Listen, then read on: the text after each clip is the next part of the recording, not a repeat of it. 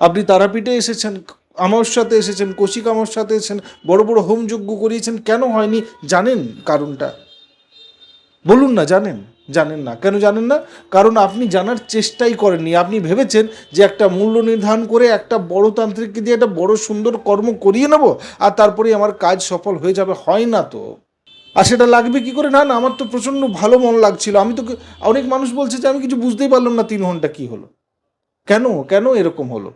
আর আজকে সেই জিনিসগুলোকে, ওল্ড জিনিস আমি দেখছি না, আমি আসি তো, আমি দেখি যে প্রত্যেকটা মানুষের, আপনারা যে যোগাযোগ করেন, যে জিনিসগুলো হারিয়েছে, ওল্ড থিংস, পুরনো জিনিস, যে জিনিসগুলো তার হাত থেকে হাতছাড়া হয়েছে, সেই জিনিসগুলোকে পাওয়ার জন্য সে সব থেকে বেশি জোর দেয়।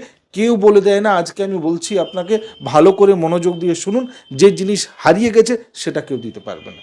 বড় কর্ম করতে আছেন, আপনি তারাপীঠে বসবেন, আপনি কোনো বড় হোম করবেন, আপনি লোকনাথ বাবা আশ্রমে কোনো কাজ করবেন, আপনি কামাখ্যাতে কোনো কাজ করবেন, তো আপনি যে কাজটা করবেন তার 1 মাস, 1.5 মাস, 3 মাস আগে, আমি তো বলবো 3 মাস আগে, আপনি দেখলেন যে আপনার কেউ খুব প্রশংসা করলো, আপনি বুঝতে পারলেন যে কিছু মানুষ আছে অবশ্যই যে আমার কাজকে অনেক পছন্দ করে, আর তার জন্যেই আমাকে অনেক প্রশংসা করে। এবার এই প্রশংসার যে স্বাদ, আনন্দ আপনি নিতে আরম্ভ করেছেন, আর 2 দিনের মধ্যেই সেই প্রশংসা যে করছে তার সাথে আরও কিছু মানুষ যুক্ত হয়েছে, তারাও এবারে কিন্তু প্রশংসা করছে না, তারা দুর্নাম করছে।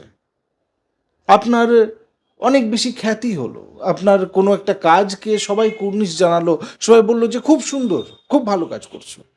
আবার কিছুক্ষণের মধ্যেই, কিছুদিনের মধ্যেই এরকমও ঘটনা হলো যে যাদের জন্য আপনি ভাবছিলেন যে আমি খুব ভালো কাজ করেছি, বা আপনার যে এই খ্যাতি যশ যেটা বাড়ছিল, সেটা হঠাৎ করে এবারে একদমই বদলে গেছে।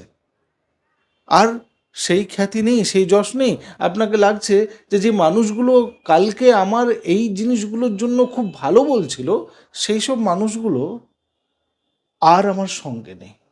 কারণ আজকে আমি অনেক ভালো কিছু করেছি, কালকে আমি আর সেরকম ভালো থাকতে পারলাম না। এই যে সময়ের সাথে সাথে জীবনের বিভিন্ন অবস্থাগুলোতে মানুষের মন বড় কমজোর হয়ে যাওয়া, যে আজকে বড় ভালো আছি, দুটো ভালো খাচ্ছি, কালকে যখনই কষ্ট পাবো তখনই ক্যালকুলেট করতে বসবো যে সব কিছু ভালো যাচ্ছিল, আজকে খারাপ কেন যাচ্ছে। তো একবার এই সব জিনিসগুলোকে বদলে দেওয়ার থেকে, যে এটাও ঠিক করে দিই, ওটাও ঠিক করে দিই, এটাও এখানে এটাও বানিয়ে নিই, এই জায়গাটা ভুল রয়েছে এটাও ঠিক করে নিই, তারপরও দেখবেন মানুষ প্রচণ্ডভাবে এইরকম অবস্থাতে পড়ে যায় যেখানে থেকে সে নিজেকে আর খুঁজে পায় না। সে বিভিন্ন জায়গায় চেষ্টা করছে, বিভিন্ন জায়গা থেকে ভাবছে যে এটা করে নিই, ওটা করলে এটা হয়ে যাবে, কিন্তু হয় না। কেন হয় না? কারণ কর্মগুলো যেগুলো করছে সেগুলো কি ভুল? না, সেগুলো ভুল নয়। যে কর্মগুলো করছে সেটার মধ্যে অবশ্যই সততা রয়েছে, কিন্তু যে মনোভাবটা নিয়ে সেটা করার প্রয়োজন সেটা আর নেই। মনে করুন যে আপনি যখন জীবনে সব থেকে ভালো কাজগুলো করেছিলেন, তখন কিন্তু আপনি এটা ভেবে করেননি যে এটা করতে গেলে আমাকে অনেক মানুষ ভালো বলবে। আপনি করে দিয়েছেন, আপনার হয়ে গেছে, আপনি করে ফেলেছেন। আর যখন ইচ্ছাকৃতভাবে কোনো খারাপকে ভালো করার জন্য অনেক বেশি চেষ্টা করছেন, তখন মনের যে মায়া রয়েছে সে এরকম জাল তৈরি করছে যে আপনার মনোযোগটা, আপনার দৃষ্টিকোণের যে পবিত্রতাটা সেটা আসছে না, আর আপনি জীবনে কষ্ট পাচ্ছেন।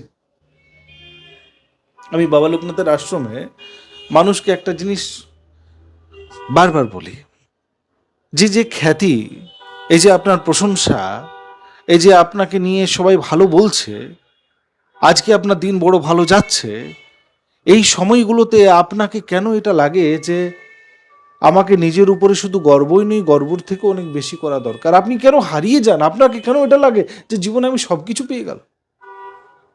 এটা বাস্তব নয়। বাবা লোকনাথ বলছেন যে মায়াভরের জগতে যে ছোট বড় জিনিসগুলো তুই পেলি, আর যেগুলোকে নিয়ে তুই এখন খেলছিস, তোকে লাগছে যে এগুলো তোর বড় সময় তো কত সঙ্গে থাকবে, থাকবে না। আপনি মনে করুন না, আপনার ছোট বাচ্চাকে যখন আপনি কোনো খেলনা দিয়েছিলেন খেলার জন্য, সে কত আনন্দ ভরে খেলেছিল, কিন্তু 2 দিন পর সেই খেলনাটা আপনি খুঁজে পেয়েছেন, তার ঘাড় একদিকে, তার মুড় একদিকে, তার পা একদিকে, সব ভেঙে চুরমার। কারণ মানুষের সাথে এইসব জিনিসগুলো, মায়াগুলো সব সময় নিত্য নতুনভাবে পরিবর্তিত হয়ে আপনাকে নতুন রকমের প্রতিবিম্ব দেখায়, আর আপনাকে লাগে যে এই যে আয়নাটি রয়েছে এটা আমার, কিন্তু প্রত্যেকটা আয়না নকল। এই মনোভাবটাকে জাগৃত করার জন্য যে মনের সততাটা দরকার, এটা আমরা রাখতেই পারি না, আর তারপরে দৌড়ে বেড়াই যে চলো ওখানে যাই, চলো এখানে যাই। আমি বলি বাবা লোকনাথের আশ্রমে যে যারা বিভিন্ন রকমের সমস্যাতে জর্জরিত রয়েছে, তাদের প্রথম কাজ এটা হচ্ছে, আমার কাছে আসার আগে কন্ট্যাক্ট নাম্বারে প্রথমেই ফোন করে নাও, আমি কথা বলতে চাই, আপনি কোথায় কিভাবে কাজটা করে দেবেন, কিভাবে আমার এই সমস্যার থেকে পারাপার লাগবো। প্রথম কাজ যে মনটাকে একবার পরিষ্কার করে নাও। এটা করতে করতেই তোমার অনেকটা সময় চলে যাচ্ছে। তুমি প্রথমেই কোনো জিনিস হাসিল করতে চাইছো, তার আগে মনটাকে একটু পরিষ্কার করে নাও, মনের মধ্যে সততাটা রাখো। আর মনকে সৎ না রেখে, মনকে মায়াতে রেখে আর দৌড়াবে যে এইগুলো চট করে হয়ে যাক, কর্ম হয়ে যাবে, সব রকমের জায়গায় তুমি সময় নষ্ট করবে, আর তারপরে তোমাকে লাগবে যে আমার তো বহুমূল্য সময় চলে গেল। আপনাকে তো এরকমই লেগেছে না এর আগে অন্যান্য জায়গায় যখন গেছেন? কেন আপনার কাজ হয়নি? আপনি একবার বুঝেছেন যে বিভিন্ন বিভিন্ন রূপে চেষ্টা করেছেন ভগবানকে মানানোর, কেন মানেননি?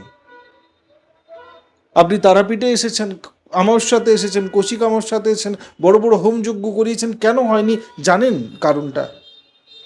বলুন না, জানেন? জানেন না। কেন জানেন না? কারণ আপনি জানার চেষ্টাই করেননি। আপনি ভেবেছেন যে একটা মূল্য নির্ধারণ করে একটা বড় তান্ত্রিককে দিয়ে একটা বড় সুন্দর কর্ম করিয়ে নেব, আর তারপরে আমার কাজ সফল হয়ে যাবে। হয় না তো, হলো না তো। কেন হলো না? কারণ তেনার কাছে যে লোকজনরা আসছে সবাই তার জন্য সমান। আপনি এলেন, আপনার জন্য আমার এক রূপ, আরেকজন আসছে তার জন্য এক রূপ, এবং সেদিন 20 জন এলো, তো 20 জনের জন্য আমাকে সময়টা বিভক্ত করে দিতে হলো। আমি একটা কর্ম করলাম, চলে গেলাম। আমি নিজের কর্ম যেটা আমি করছি, সেটা আমি আপনার হয়ে যদি না করতে পারি, তাহলে সে কর্মটা সেরকম ফলাফল দেবে না। আর তার সঙ্গে আরও বিপজ্জনক অবস্থা কি হচ্ছে, যে আপনি ভাবছেন যে আমি সব আয়োজন করে দিয়েছি, আমি স্নান করে জাস্ট একটু বসে যাই, কর্ম হয়ে যাবে, তারপর প্রসাদ খেয়ে ঘুমিয়ে দেবো, আর পরের গাড়িতে কলকাতা রিটার্ন চলে যাব। হয় না। মনকে যতক্ষণ না সেখানে লাগাবে, আর সেটা লাগবে কি করে? না না, আমার তো প্রচণ্ড ভালো মন লাগছিল, আমি তো, অনেক মানুষ বলছে যে আমি কিছু বুঝতেই পারলাম না 3 ঘন্টা কি হলো। কেন কেন এরকম হলো? কারণ মন প্রথমে পরিষ্কার নেই। মনকে প্রথমে ভালো করে ঘষে মেজে পরিষ্কার করো, চকচকে করো, প্রচুর নোংরা রয়েছে। তুমি নিজের যে জিনিসগুলোকে হারিয়েছো, সেই জিনিসগুলোকে এখনো মেনে নিতেই পারোনি যে সেই জিনিসগুলো তোমার ছিল না। আর আজকে সেই জিনিসগুলোকে, ওল্ড জিনিস, আমি দেখছি না, আমি আসি তো, আমি দেখি যে প্রত্যেকটা মানুষের, আপনারা যে যোগাযোগ করেন, যে জিনিসগুলো হারিয়েছে, ওল্ড থিংস, পুরনো জিনিস, যে জিনিসগুলো তার হাত থেকে হাতছাড়া হয়েছে, সেই জিনিসগুলোকে পাওয়ার জন্য সে সব থেকে বেশি জোর দেয়। কেউ বলে দেয় না। আজকে আমি বলছি আপনাকে, ভালো করে মনোযোগ দিয়ে শুনুন, যে জিনিস হারিয়ে গেছে সেটা কেউ দিতে পারবে না। এটা কে বলেছে আপনাকে? আমি বলে দিচ্ছি, যে জিনিস হারিয়ে গেছে সেটা কেউ দিতে পারবে না। আপনি হারানো জিনিস খোঁজেন, সময় নষ্ট হয়। নিত্য নতুনভাবে নতুন জিনিসের প্রয়ত্নশীল হন। যে চলে গেল সেটা পুরাতন, যেটা নতুন, যেটা এইবারে আপনি চেষ্টা করছেন করার জন্য, একটা ভালো জায়গায় চেষ্টা করছেন যে হ্যাঁ এখানে আমার এটা হয়ে যাক, আমার একটা বাড়ি হয়ে যাক, সেটা চেষ্টা করুন। যে জিনিস হারিয়ে ফেলেছেন সেটা চেষ্টা করবেন না। যে জিনিস এইরকম অবস্থাতে রয়েছে যেটা আপনি পেতে পারেন, আপনি একটু মনোযোগ দিলে এটাতে আরো ভালো করতে পারেন, সেই জিনিসের পথ যদি আপনি খোঁজেন, তাহলে সৎ পথে ভালো কাজ হবে। আর যখনই আপনি বলবেন যে এই জিনিসটা হারিয়ে গেছে, সেই জিনিসটাকে পাওয়ানোর জন্য চেষ্টা করে, মানুষ অল্প স্বল্প কাজের জন্য, মূল্যের জন্য, সবার কাছে অর্থ এখন অনেক বড় ব্যাপার হয়ে দাঁড়িয়েছে। সে আপনাকে সত্য কথাটা বলবে না, সেই জিনিসে আপনার সময় নষ্ট করিয়ে দেবে। তার জন্য আমি বলবো যে যদি আপনার মনের পবিত্রতাকে আপনি ধরে রাখতে পারলেন, আর যদি না পারছেন, কষ্ট হচ্ছে, আপনি কোনো কাজ করতে চান কিন্তু প্রথমে কিভাবে আপনি তৈরি হবেন সেটা আপনি জানেন না, আমার সাথে যোগাযোগ করুন, নিচে নাম্বার রয়েছে, আপনাকে আমি সেই পথ বলে দেবো যেখানে আপনি মনটাকে পবিত্র করে রাখতে পারবেন। একটা কোনো কর্ম রয়েছে, এখন 1 মাস রয়েছে, এখন 1 মাস রয়েছে, আপনি কোনো কর্ম করতে যাচ্ছেন, কোনো একটা বড় কর্ম করতে যাচ্ছেন, আপনি তারাপীঠে বসবেন, আপনি কোনো বড় হোম করবেন, আপনি লোকনাথ বাবা আশ্রমে কোনো কাজ করবেন, আপনি কামাখ্যাতে কোনো কাজ করবেন, তো আপনি যে কাজটা করবেন তার 1 মাস, 1.5 মাস, 3 মাস আগে, আমি তো বলবো 3 মাস আগে নিজেকে প্রথম পবিত্র করুন। যেখানে কাজ করছেন, যার সাথে কাজ করছেন করুন, কিন্তু প্রথম মনটাকে প্রথমে পরিষ্কার করুন। তাহলে সেই কর্মের আপনি সেই রকমের ফল পাবেন, যে রকমের ফলের আশাতে আপনার ঘড়ি চলছে যে এইবারে কাজটা হবে। আপনি বুঝতে পারছেন আমি কি বলছি? অনেক ইম্পর্টেন্ট জিনিস 99% মানুষ বুঝতে পারবে না। মানুষ ভাববে যে এত অ্যামাউন্ট অফ টাকা, এত টাকা দিতে হবে, এই কাজ করাতে হবে, কাজ করাতে গেলে আমার হয়ে গেলে, এরকম হয়? এরকম হয় না। বড় বড় সমস্যা নিয়ে মানুষ আছে।